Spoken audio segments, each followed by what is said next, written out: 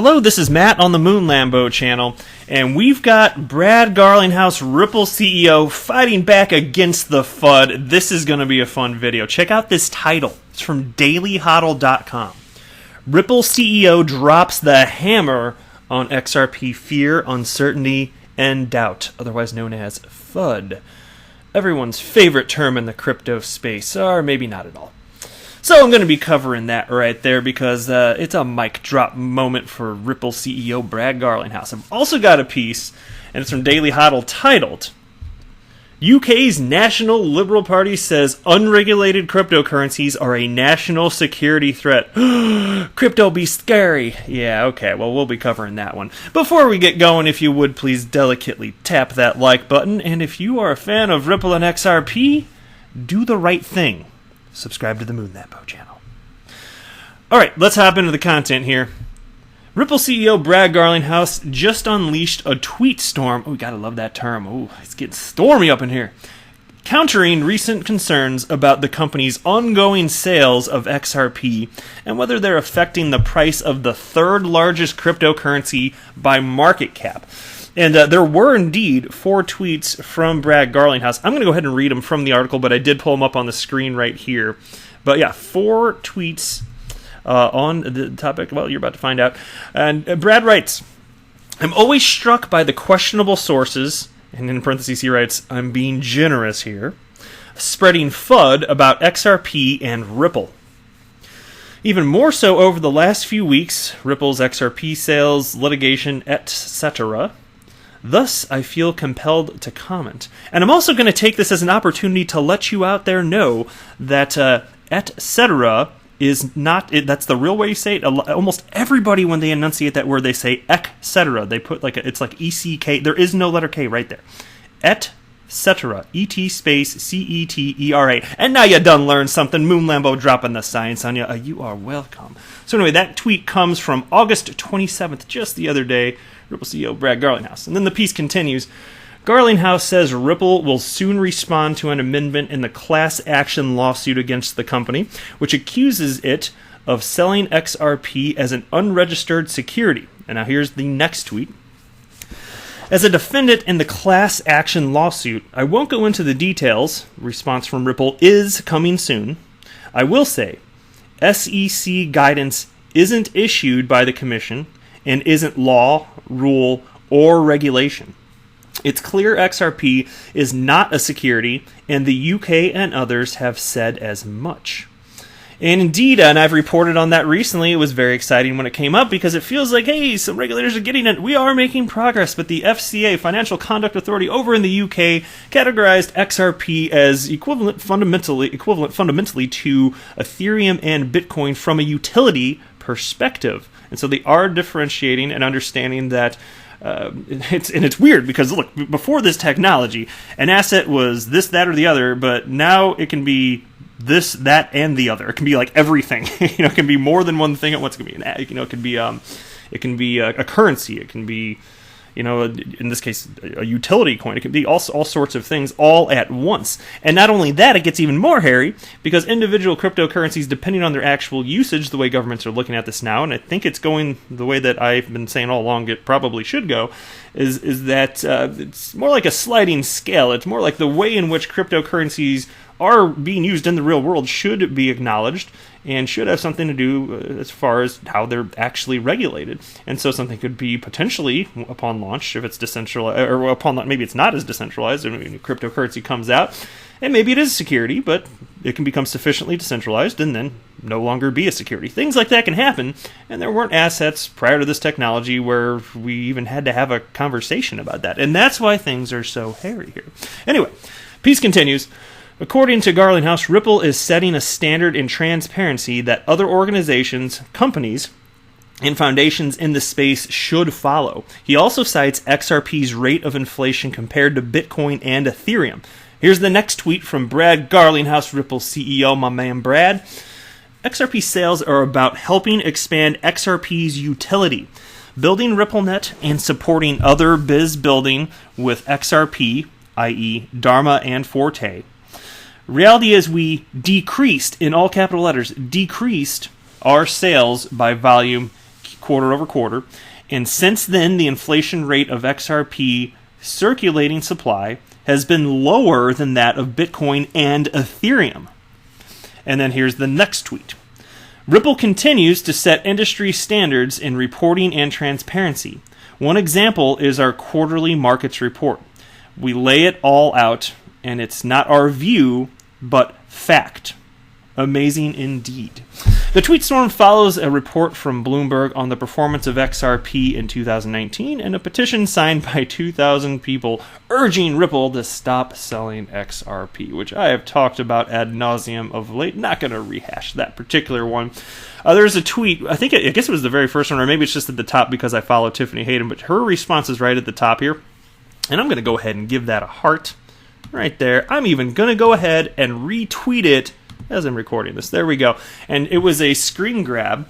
It was an image of, here, I'll just pull it up. It states, when you are a threat, you are always a target.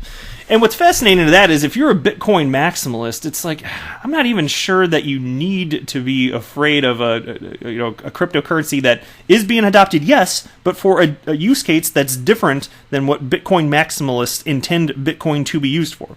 Bitcoin maximalists intend for Bitcoin to be used in the place of fiat currency, peer-to-peer cashless system, as Satoshi Nakamoto envisioned it. By and large, that's not the push that you're seeing, not in a meaningful way, with any developer building on top of the XRP ledger. They're seeing all sorts of different use cases, and that's awesome, but it's a completely different use case, yet the Bitcoin maximalists still feel threatened, and hence XRP is indeed a target. And I'm not going to read through any of this. I've covered this as soon as when it came out. Q2 report, XRP markets report from Ripple 2019. It's a good read. I'm going to link below just because we're talking about, and Brad linked it, that's the primary reason, but we were talking about XRP being a security, this or that, and we're talking about sales of XRP. I will link below. If you haven't checked it out, it's a good read. Check it out. Next piece here, dailyhodl.com. UK's National Liberal Party says unregulated cryptocurrencies are a national security threat. A far-right UK political party is claiming that the nation's cryptocurrency policy is basically non-existent. The National Liberal Party, NLP, says that the UK government's stance on regulating crypto assets has not been effective. According to the National Liberal, here's a quote, "The current cryptocurrency policy is a non-policy. While our government professes to abhor organized crime and money laundering, it takes a hands-off approach to organized crime firms using cryptocurrency, many of them based in Eastern Europe. The sheer volume of transactions makes this a national security threat. The growth in such currencies has gone hand in hand with the theft and fraud of them, but without any recourse for victims." And then the piece continues. The political party claims organized crime organizations have been using the Crown's .io domain and the company's house shell companies to orchestrate many fraudulent crypto schemes without getting caught or being held accountable. NLP's members point out that the existing policy of the UK's financial regulator, the Financial Conduct Authority, is troubling. The policy states, quote, "Consumers should be mindful of the absence of certain regulatory protections when considering purchasing unregulated crypto assets." And I have reported on that. And look, the truth is that regulatory clarity is still needed. They've made progress. The FCA, even just stating what they stated about XRP and its utility aspect relative to Ethereum and Bitcoin, yes, that's certainly progress, and it's more clarity than we've received within the United States, is it not? But there's room to grow here. And the piece continues here. The FCA's warning specifically mentions that unregulated digital assets such as Bitcoin, Ether, and XRP are not covered by the UK's Financial Services Compensation Scheme, which I have covered in the past, by the way. Local residents will not have any recourse to the Financial Ombudsman Service, the notice states. The NLP says none of the UK's major political parties have made an effort to create a practical digital currency platform. UK's Conservative Party reportedly believes there needs to be some type of crypto regulations.